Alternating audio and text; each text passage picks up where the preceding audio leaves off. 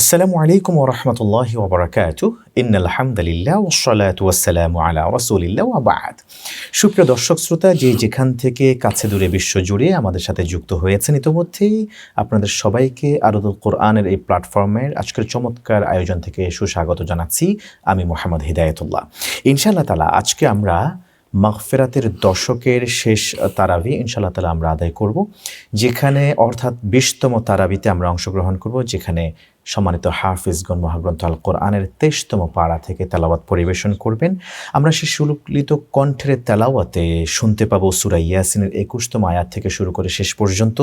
এরপরে তেলাওয়াত শুরু হবে সূরা আস-সাফাত শুরু থেকে শেষ, সূরা সাদ পুরো সূরা আজ-জুমারের ৩১তম আয়াত পর্যন্ত। মহান আল্লাহ সুবহানাহু ওয়া তাআলা এই চ্যাপ্টারে বান্দার জন্য চমৎকার কিছু তথ্য দিয়েছেন, কিছু উৎসাহব্যঞ্জক কথা বলেছেন, কিছু নসিহা করেছেন, কিছু হারাম হালালের কথা বলেছেন, জান্নাত জাহান্নামের বর্ণনা তিনি দিয়েছেন এবং বান্দাদেরকে আহ্বান করেছেন যাতে করে জাহান্নাম থেকে আল্লাহ তাআলার কাছে পানা চাওয়া হয়, জান্নাতের প্রত্যাশা যেন করা হয়।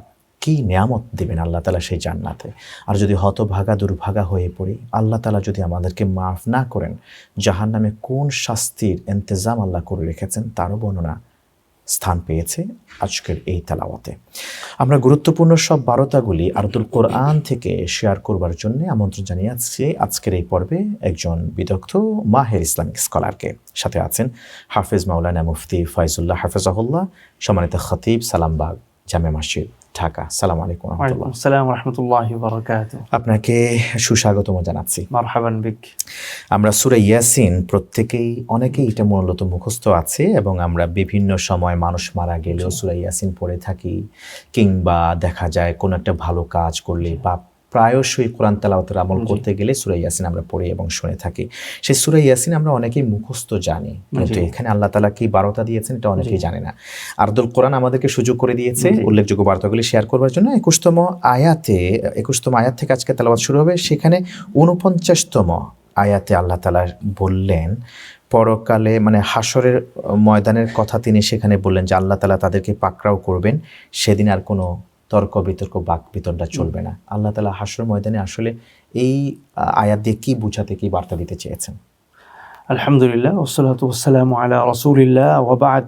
মুহতারাম, আল্লাহ রাব্বুল আলামিন এখানে যে বিষয়টি তুলে আনলেন, মা ইয়ানজুরুনা ইল্লা সাইহাতান ওয়াহিদাতান তা'খুযুহুম ওয়া হুম ইয়াখিসসিমুন, যে তারা কি অপেক্ষা করছে যে একটা চিৎকার হবে, একটা ফুৎকার হবে, সেই ফুৎকারের পরেই তাদের সব কিছু বিনাশ হয়ে যাবে, অথচ তারা ওই বিষয় নিয়ে এখনও তারা বাকবিতণ্ডায় লিপ্ত। তারা ঝগড়া করছে যে এটা হবে কি হবে না, কখন হবে ইত্যাদি নিয়ে তারা সন্দিহান। মূলত কিছু সংশয়বাদী লোক ওই সময়ও ছিল এবং পৃথিবীর বিভিন্ন ইতিহাসের বাঁকে বাঁকে তাদের উপস্থিতি পাওয়া যায়, যারা সংশয় প্রকাশ করে যে কিয়ামত কি আসলেই হবে বা হইলে সেটা কখন হবে। যেমনটি নবী করিম সাল্লাল্লাহু আলাইহি ওয়াসাল্লামের জামানায় মুশরিক যারা ছিল, যারা অস্বীকারী কাফির, তারা এভাবে বলতো যে কিয়ামত কখন হবে, এখনো আসে না কেন। আসলে আল্লাহ তাআলা বলছেন যে তারা মূলত অপেক্ষায় আছে একটা দিনের, একটা মুহূর্তে, যে মুহূর্তে একটা ফুৎকার হবে। সেই ফুৎকার হওয়ার পরে তাদের আর কোনো কিছুই থাকবে না, সব কিছু নিমিষেই শেষ হয়ে যাবে। এই ফুৎকারটা হলো কিয়ামতের। অনুফিখা ফিস সূর ফাসাইকা মান ফিস সামাওয়াতি ওয়া মান ফিল আরদ। একটা ফুৎকার হবে, এরপর আসমান এবং জমিনে যা কিছু আছে সব কিছু বিনাশ হয়ে যাবে। সূরা কারিয়াতে আল্লাহ তাআলা বলেছেন, আল কারিয়াতু মাল কারিয়া, একটা বিকট আওয়াজ হবে, ঘটনা ঘটবে। সেটা কি জানো? ওমা আদরাকা মাল কারিয়া ইয়াউমা ইয়াকুনুন নাসু কাল ফারাশিল মাবথুস ওয়া তাকুনুল জিবালু কাল ইহনিল মানফুশ। সেদিন মানুষ হবে পঙ্গপাল মরে, হাজার হাজার পঙ্গপাল মরে এক জায়গায় পড়ে আছে, এরকম হবে মানুষের অবস্থা। আর পাহাড় পর্বত যেরকম রুই রুই হয়ে এভাবে উঠতে থাকবে। ইদা সামাউন ফাতারাত ওয়া ইদাল কাওয়াকিবু ইনতাসারাত, আসমান এমনভাবে খসে পড়বে, চূর্ণ বিচূর্ণ হয়ে ছুরছুর হয়ে যাবে। গ্রহ নক্ষত্রগুলো সব বালির মতো ঝুরাঝোরা হয়ে উঠতে শুরু করবে। সেই সময়টারই অপেক্ষা আছে যারা সংশয় করে যে কিয়ামত কখন ঘটবে। হঠাৎই সেই কিয়ামত আসবে আর তাদের সব কিছুকে বিনাশ করে দিবে। এরপরই আল্লাহ তাআলা পুনরুত্থান ঘটাবেন এবং হাসরের দিন আল্লাহ তাআলা বিচার দিবস কায়েম করবেন। সেখানে এমন হবে যে মানুষের ক্ষুদ্র থেকে ক্ষুদ্র, যেটা সূরা যুলজিলাতে বলা হয়েছে, মিসকালা যাররাতিন খায়রা ইয়ারা শাররা ইয়ারা, যে একটা অনুপরিমাণ, একটা কণা পরিমাণ ভালো যদি করে থাকে সেটাও সেখানে থাকবে, মন্দ যদি করে থাকে সেটাও সেখানে থাকবে। আল্লাহ তাআলা হিসাব নেবেন। আল্লাহু আকবার। সেই দিন বান্দাদের উপর কি কোনোভাবে জুলুম করা হবে কিনা? যেমনটা ধরুন, কেউ যদি কারো আদেশ না মেনে থাকেন তাহলে তার অফিসে হলে তার পানিশমেন্টের ব্যবস্থা আছে, অনারিয়াম কমিয়ে দেওয়া হয়, অফিসে অ্যাটেন্ডেন্সের ক্ষেত্রে ঝামেলা করা হয়, কিংবা প্রমোশন ইনক্রিমেন্টের ক্ষেত্রে সেটা প্রভাব তৈরি করে থাকে। যারা আল্লাহ তাআলা যাদেরকে পৃথিবীতে সৃষ্টি করে ইবাদতের জন্য নির্দেশ দিলেন, এরপরেও যদি তারা আল্লাহর অবাধ্যতা করে থাকেন, পরকালে কি আল্লাহ তাআলা তাদেরকে ডাবল শাস্তি দিবেন নাকি আল্লাহ তাআলা ইনসাফ করবেন? সূরা ইয়াসিনের 49তম আয়াতের আলোকে যদি বলতেন, আল্লাহ তাআলা সেখানে বিন্দুমাত্র কারো উপর জুলুম করবেন না। লা তুজলামু নাফসুন শাইআ, সেদিন কোনো মানুষের উপরে কোনো বেইনসাফি করা হবে না। কারণ আল্লাহ তাআলা সামান্যতম এক বিন্দু পরিমাণ বেইনসাফ করবেন না।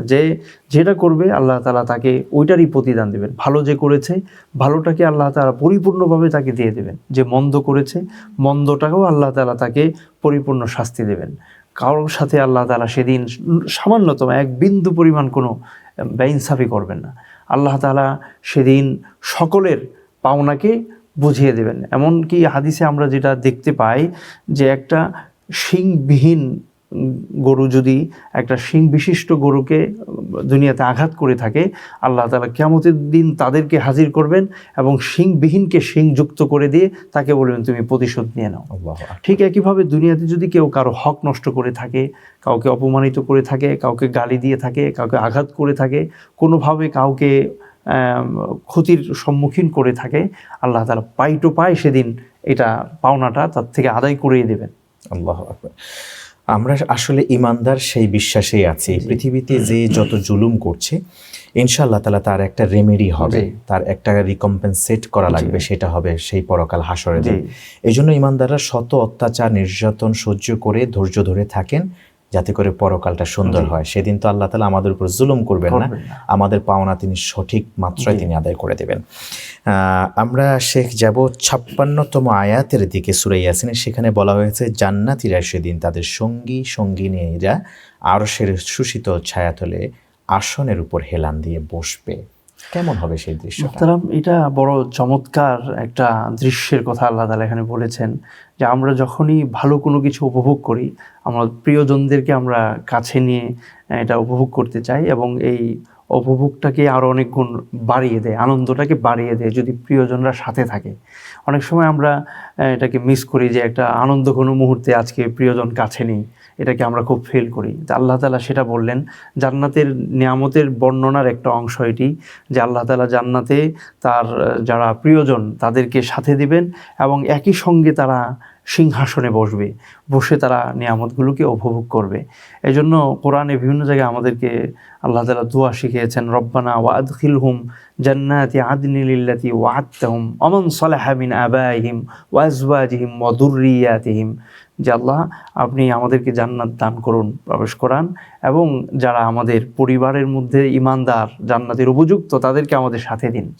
তবে শর্ত হলো ইমানদার হতে হবে। শেখ, আমি যখন জান্নাতে পরিবার নিয়ে থাকা আবার রিইউনাইটেড হওয়া, সেখানে এই বিষয়টা নিয়ে যখন ভাবি তখন অভিভূত হই। সেটা আমি আপনার সাথে একটু শেয়ার করে আপনিও এখানে যুক্ত করবেন। সেটা হলো আল্লাহ তাআলা বললেন যারা ইমানদার, ইমান সহকারে ইন্তেকাল করেছেন, পরিবারভুক্ত সদস্যদেরকে আল্লাহ তাআলা জান্নাতে একই সাথে বসবাস করতে দিবেন। আমাদের পূর্বপুরুষের পিতা আদম আলাইহিস সালাম যখন জান্নাতে একাকিত্ব অনুভব করলেন, তিনি তার স্ত্রীকে চাইলেন। এরপরে দেখা যাচ্ছে যে জান্নাতের যত বর্ণনা এসছে, যেমন এখানেও বলা হয়েছে স্ত্রী সহ একেবারে হেলান দিয়ে বসে গল্প করতে থাকবেন, খোশ মেজাজে ঘুরতে থাকবেন। জান্নাতে তো অনেক হুর থাকবেন, কিন্তু এরপরে হুরদের এত সৌন্দর্যের বর্ণনা এসছে। তো সেই দিন স্ত্রী, আপন স্ত্রী যারা পৃথিবীতে জি। থাকবেন তাদের সৌন্দর্য বেশি হবে নাকি হুরদের সৌন্দর্য বেশি হবে এটা। আর যত বর্ণনা দেখলাম স্ত্রীদের সাথে সময় ব্যয় করতে জি। ইমানদাররা পছন্দ করবেন, এর পেছনে কারণ কি? আর বাস্তবিকই বর্তমানে পৃথিবীতেও যারা সত্যিকার ইমানদার তারা স্ত্রী ছাড়া পর স্ত্রী অন্যদিকে খুব বেশি একটা এমন ঘটনা ঘটে বলে আমরা দেখি না। এই দুইটার সাথে আপনি আলাকা কিভাবে করবেন প্লিজ? মুহতারাম, নবী করিম সাল্লাল্লাহু আলাইহি সাল্লাম আমাদেরকে হাদিসে বলেছেন, হিয়া জান্নাতুকা ও হিয়া নারুকা, যে দুনিয়াতে কেউ যদি নেক স্ত্রী পায় এবং তাদের মধ্যে যদি মহাব্বত, যেটা আল্লাহ তাআলা বলেছেন, অমিন আয়াতিহি আন খলাকাকুম মিন আনফুসিকুম ওয়া জাআলা বাইনাকুম মাওয়াদ্দাতাম ওয়া রাহমা, যে আল্লাহ কুদরতিভাবে স্বামী স্ত্রীর মধ্যে যে মহাব্বত সৃষ্টি করেছেন, যে মহাব্বতটার ধরন হলো এমন যে বয়স যত বাড়তে থাকে তত ওই মহাব্বতটাও বাড়তে থাকে। সুবহানাল্লাহ। এটা এমন একটা রোমান্টিক মহাব্বত যে বার্ধক্যে গিয়ে এই মহাব্বতের পরিমাণ আরও বেড়ে যায়। তো নবীজি বলেছেন যে নেককার স্ত্রী যদি কারো হয় তাহলে তার দুনিয়াটাই জান্নাতের একটা একটা একটা স্ফুরণ দুনিয়াতে সে অনুভব করতে পারে। তো আল্লাহ তাআলা জান্নাতে, যেহেতু দুনিয়াতে জান্নাতের একটা সামান্যতম ভোগ করার সুযোগ দিয়েছেন, জান্নাতে তো এটা পূর্ণ মাত্রায় আল্লাহ তাআলা দান করবেন। এই জন্য স্ত্রীর প্রতি সেদিন তার আকর্ষণটা বেশি থাকবে। আর আল্লাহ তাআলা স্ত্রীর সৌন্দর্যকে সেদিন হুর গেলমান যারা থাকবে তাদের থেকে অনেক গুণ বাড়িয়ে দেবেন এবং তাদের মধ্যে আল্লাহ তাআলা এক স্বর্গীয় এক ঐশী বন্ধন, ভালোবাসা তৈরি করে দিবেন, যে পাশে থাকলেই সেই ভালো লাগাটা অনুভব হতে থাকবে। সুবহানাল্লাহ। আল্লাহ তাআলা আমাদের সবাইকে, স্বামী স্ত্রী উভয়কে, আমাদের পরিবারভুক্ত সদস্যদেরকে জান্নাতের উপযুক্ত হওয়ার তৌফিক দান করুন। প্রিয় দর্শক শ্রোতা, আপনারা দেখছিলেন আরদুল কোরআন। সময় হলো বিরতিতে যাবার। ফিরবো ইনশাআল্লাহ তাআলা গুরুত্বপূর্ণ অবশিষ্ট না বলা মেসেজগুলি যা মহাগ্রন্থ আল কোরআনে 23তম পারায় অংশ পেয়েছে। সাথেই থাকুন। আসসালামু আলাইকুম ওয়া রাহমাতুল্লাহি ওয়া বারাকাতুহু। ফিরে এলাম পূর্বের ধারাবাহিকতায়। প্রিয় দর্শক শ্রোতা, আপনারা দেখছেন মহাগ্রন্থ আল কোরআনের আলোকে চমৎকার আয়োজন আরদুল কোরআন। আরদুল কোরআনের প্রতিটি পর্বে আমরা তারাবিহের সালাতে পঠিতব্য আয়াতে কারিমার উল্লেখযোগ্য মেসেজগুলি অল্প সময়ের মধ্যে শেয়ার করে থাকি। মৌলিক যে তথ্যগুলি আল্লাহ তাআলা বারতাগুলি বান্দাদের সাথে শেয়ার করেছেন, সেই তথ্যগুলি উপস্থাপনের জন্য আমন্ত্রণ জানিয়ে থাকি একজন মেহমানকে। আজও রয়েছেন মুফতি ফয়জুল্লাহ হাফিজাহুল্লাহ। আপনাদেরকে বিরতির পর আবারও তার কাছে নিয়ে যাচ্ছি। শেখ, স্বাগত আরেকবার। আমরা সূরা ইয়াসিনে এখনও থাকতে চাইব। আরেকটি বিষয়ে সেখান থেকে আমরা পিক আপ করবো, সেটি হলো জাহান্নাম। জান্নাতীদের কথা যখন আমরা জেনেছি, জাহান্নামীদের যখন ক্ষুধা পাবে তখন তারা কিছু খেতে চাইবে, তখন তাদেরকে খাবার দেওয়া হবে, কিন্তু পেট ভর্তি করবে, এরপর ফুটন্ত পানি ও পুজ মিলিয়ে তাদেরকে দেওয়া হবে তৃষ্ণা যখন পাবে। এই জাহান্নামীদের এই কষ্টের দৃশ্য আল্লাহ তাআলা এখানে কিভাবে চিত্রায়িত করেছেন? মুহতারাম, জাহান্নামীদের এই ধরনের আযাব যেগুলো হবে, এগুলো কোরআনের বিভিন্ন জায়গায় আল্লাহ তাআলা বর্ণনা দিয়েছেন। ইন্না শাজারাতাজ যাকুম তাআমুল আথীম কাল মুহলি ইয়াগলি ফিল বুতুন কাগালিল হামিম, যে জাহান্নামীদের খাবার, তাদের তো প্রচণ্ড ক্ষুধা লাগবে, ক্ষুধায় এমন কাতর হবে যে সে সামনে যা দেওয়া হবে সেটাই সে খাবে, সে খেতে চাইবে। সাধারণত জাক্কুম, জাহান্নামের একটা জাক্কুম গাছ হবে, সেই গাছের একটা ফল তাকে দেওয়া হবে। তাআমুল আথীম, এটাই হবে জাহান্নামীদের খাবার। কাল মুহলি ইয়াগলি ফিল, সে ক্ষুধার তীব্র তাড়নায় এটাকে সে খাবে। খাওয়ার সঙ্গে সঙ্গে তার ভেতরের নারী বুড়িকে সব মোমের মতো বিগলিত করে ফেলবে, এমনভাবে এটা প্রচণ্ড তাপ তৈরি করবে।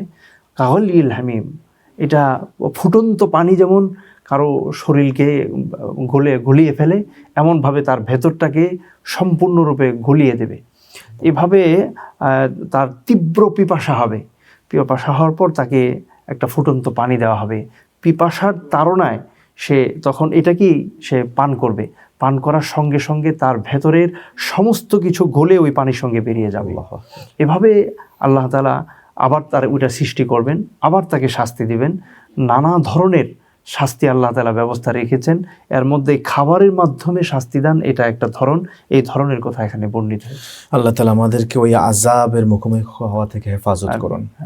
প্রিয় দর্শক শ্রোতা, চলছে শাহরুর রমাদান। রমজান মাসে আল্লাহ তাআলা জাহান্নামীদেরকে আযাব মুক্ত করে থাকেন, তাদেরকে আজাদি ঘোষণা করে থাকেন। আমরা মহান রবের কাছে প্রার্থনা করি সেই গাছ থেকে, যে জাক্কুম গাছ যখন জাহান্নামীরা একবার গলধকরণ করবে, তার কাঁটাগুলি এমনভাবে ছড়িয়ে ছিটিয়ে যাবে, একেবারে মুখ থেকে শুরু করে পশ্চাৎ পথ দিয়ে সেটা একেবারে নাড়িভুড়ি সব কিছুকে টেনে হিঁচড়ে ছিঁড়ে ক্ষতবিক্ষত করে বেরিয়ে যাবে।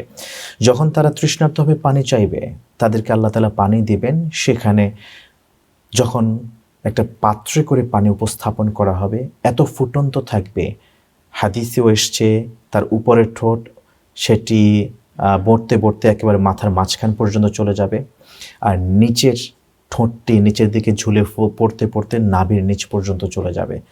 আমরা মহান রবের কাছে পানাহ চাই, আল্লাহ আপনি আমাদেরকে জাহান্নামের আগুন থেকে হেফাজত করুন, জাহান্নামের ভয়াবহ শাস্তি থেকে হেফাজত করুন, জান্নাতি হবার উপযুক্ত করুন, জান্নাতি এবং জান্নাতি প্রবেশের জন্য যে আমল আপনার সন্তোষের জন্য তা করার তৌফিক দান করুন। শেখ, আমরা আপনার কাছে আসতে চাই পরবর্তী সূরা আস-সাফফাত নিয়ে। সূরা আস-সাফফাতের 102তম আয়াতে একটা চমৎকার এখানে কথা আছে। সেখানে পিতা হিসেবে সন্তানকে কোরবানি দেওয়ার ঘটনাটি উল্লেখ করা হয়েছে। সংক্ষেপে যদি একটু বলতেন। মুহতারাম, ইব্রাহিম আলাইহিসসালামকে আল্লাহ তাআলা অনেক পরীক্ষা নিয়েছিলেন। ইব্রাহিম আলাইহিসসালামের জীবনের শুরু অংশে আমরা জানি তিনি অগ্নিকুণ্ডে নিক্ষিপ্ত হয়েছিলেন। এরকমভাবে তাকে দেশ থেকে বিতাড়িত করে দেওয়া হয়েছিল, তিনি হিজরত করেছিলেন। তারপরে যখন সন্তান জন্মগ্রহণ করে তখন আল্লাহ তাআলা তাকে অনেক দূর দেশে নির্বাসন করার জন্য আল্লাহ তাআলা নির্দেশ দিয়েছিলেন। সেই থেকেই তিনি তার সন্তান ইসমাইল এবং হাজেরাকে নিয়ে সেই ফিলিস্তিন থেকে সেই মক্কায় জনমানব শূন্য এক প্রান্তরে অল্প কয়টা খেজুর আর এক মশক পানি দিয়ে তিনি রেখে এসেছিলেন। রব্বির কাছে, আল্লাহ তাআলার কাছে দোয়া করে চলে এসেছিলেন। তারপরে আল্লাহ তাআলা যে পরীক্ষাটা নিলেন সেটার কথা এখানে বর্ণিত হয়েছে। যখন ছেলে একটু বড় হলো, বাবা ডাকতে শুরু করলো, হাঁটতে শুরু করলো, 86 বছর বয়সের কথা লেখে অপেক্ষা করার পরে তিনি একজন সন্তান পেয়েছেন। সেই সন্তানও এখন বড় হয়েছে অনেক দূরে থেকে জনমানব শূন্য এক প্রান্তরে। এরপর যখন এখন বাবা ডাকতে শিখেছে, আল্লাহ তাআলা নির্দেশ দিয়েছেন যে আপনি আপনার সন্তানকে কোরবানি করুন। তিনি তার সবচেয়ে প্রিয় বস্তু সন্তান ছিল। তিনি নির্দ্বিধায় আল্লাহ তাআলার এই হুকুমকে পালন করার জন্য সন্তানকে তিনি নিয়ে গিয়েছেন এবং সেখানে সন্তানকে তিনি শুইয়ে দিয়েছেন সবচেয়ে ধারালো তরবারি, যে তরবারির কথা ইতিহাসে লেখে যিনি যখন একবার রাগ হয়ে তরবারিকে তিনি ছুঁড়ে মেরেছিলেন পাথর পর্যন্ত কেটে গিয়েছিল, এমন ধারালো তরবারি দিয়ে তিনি তার সন্তানের গলায় ছুরি চালিয়েছিলেন। আল্লাহ তাআলার উদ্দেশ্য ছিল শুধু পরীক্ষা নেওয়া। এই জন্য সন্তান তো আর জবাই হয়নি, তিনি দেখতে পেলেন যে জবাই হয়ে গেছে। তিনি যখন তার চোখ খুললেন তিনি দেখলেন যে ইসমাইল আলাইহিস সালাম পাশে দাঁড়িয়ে হাসছেন আর জান্নাত থেকে আসা সেই দুম্বা জবাই হয়ে সামনে পড়ে আছে। ওয়াফাদাইনাহু বিযিবহিন আযীম, আল্লাহ তাআলা বলছেন যে এক মহান কোরবানি আমি আপনার সামনে পেশ করে দিলাম। কদ সাদ্দাকতা রুইয়া, আপনি আমার দেওয়া স্বপ্নের মাধ্যমে সে আদর্শকে আপনি সত্যে পরিণত করেছেন। আপনাকে আমি চিরকালের জন্য সৎকর্মশীলদের যে পুরস্কার, সেই পুরস্কার আমি আপনাকে দিয়ে দিলাম। এই ঘটনা আল্লাহ তাআলা এখানে বর্ণনা করেছেন। শেখ, আপনি যখন বলছিলেন আমি তন্ময় হয়ে শুনছিলাম। আমাদের ইব্রাহিম আলাইহিস সালাম তিনি বাবা ছিলেন, যে সন্তানের বর্ণনা দিলেন, তাকে কাছে পাননি, সময় মতো আদর করতে পারেননি, এত আগ্রহ, বড় হয়েছে, চলতে শিখেছে, বাবাকে সহযোগিতা করবার বয়সে উপনীত হয়েছে, তখন সন্তানকে স্বপ্নে আদিষ্ট হয়ে তাকে জবাই করতে উদ্যত হলেন। এবং উদ্যত নয়, শুধু জবাই করলেন লিটারেলি, কিন্তু আল্লাহ তাআলা সেটাকে পরীক্ষা হিসেবে গ্রহণ করলেন। আমাদের বাবারা বা আমরা যারা আছি, আমাদের সন্তানদেরকে আমরা ফজরের নামাজেও কিন্তু ডাকি না, সন্তানের শরীর খারাপ হবে এই জন্য। যেখানে ইব্রাহিম আলাইহিস সালাম গলায় ছুরি বসালেন, আমরা আমাদের সন্তানদের শরীর নষ্ট হবে বলে এই ধোঁয়া তুলে আমরা সন্তানদেরকে সকালে ডাকি না ফজরের সালাতে। এই বিষয়টি আসলে কেমন? মুহতারাম, নবী করিম সাল্লাল্লাহু আলাইহি সাল্লাম আমাদেরকে শিখিয়েছেন পিতা কেমন হতে হবে। বলেছেন ইন্নামা আনা লাকুম ওয়ালিদুন আহজিজুকুম, বলেছেন যে তোমরা যদি ওই আগুনের পোকার মতো আগুনে ঝাঁপ দিয়ে পড়তে চাও, তাহলে আমি তোমাদের কোমরে ধরে আমি তোমাদেরকে জাহান্নাম থেকে বাঁচাইতে চাই, আমি তোমাদের পিতা। কামানজিলাতুল ওয়ালিদ বলেছেন কোনো জায়গায় যে পিতার জায়গায়। তো একজন পিতা হিসাবে তার দায়িত্ব কি, এটা নবীজি আমাদের শিখিয়ে গেছেন যে সন্তানকে জাহান্নামের আগুন থেকে বাঁচানো, এটাই হলো পিতার সবচেয়ে বড় সন্তানের প্রতি দয়ার আচরণ। সুতরাং সন্তানকে যদি নামাজের সময় ঘুমিয়ে থাকতে দেই, এটা সন্তানের প্রতি ভালোবাসা নয়, এটা সন্তানকে জাহান্নামে যাওয়ার জন্য আমি প্রস্তুত করে দিলাম।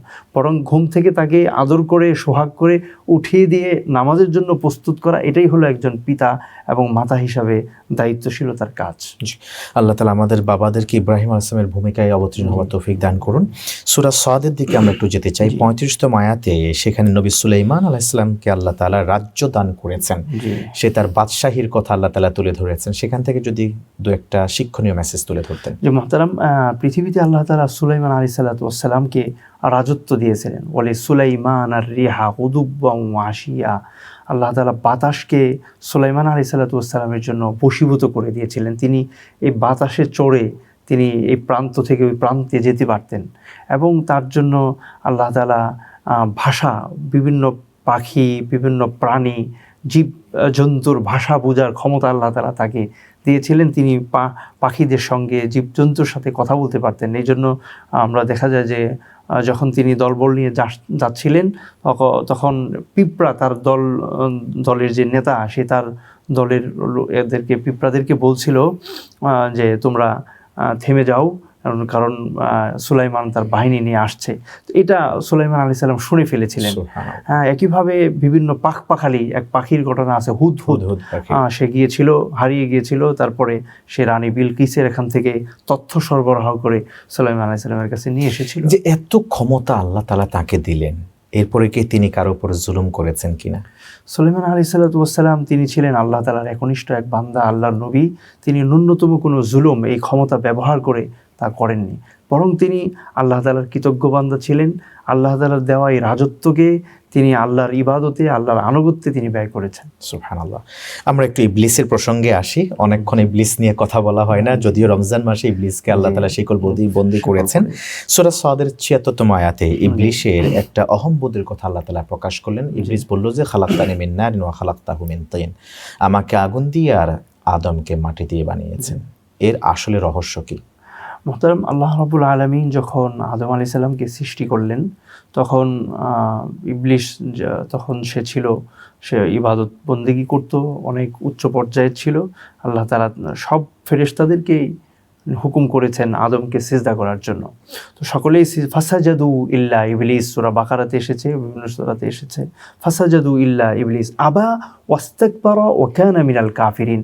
কিন্তু ইবলিস সে অহংকার করলো, কারণ তার কাছে অনেক ইলম ছিল।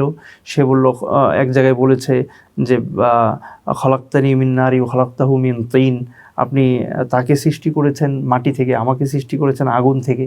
অন্য জায়গায় সেইভাবে বলেছে যে আমার মর্যাদা তার থেকে বেশি, অথচ আপনি তাকে আমাকে সিজদা করতে হুকুম করছেন। যৌক্তিক অনেক কারণ ছিল, যেমন ইবাদতের সময় তিনি বেশি পেয়েছিলেন, জান্নাতে ছিলেন, দ্বাররক্ষী ছিলেন, সরদার ছিলেন ফেরেশতাদের, এছাড়াও তার বয়সও কিন্তু অনেক বেশি ছিল।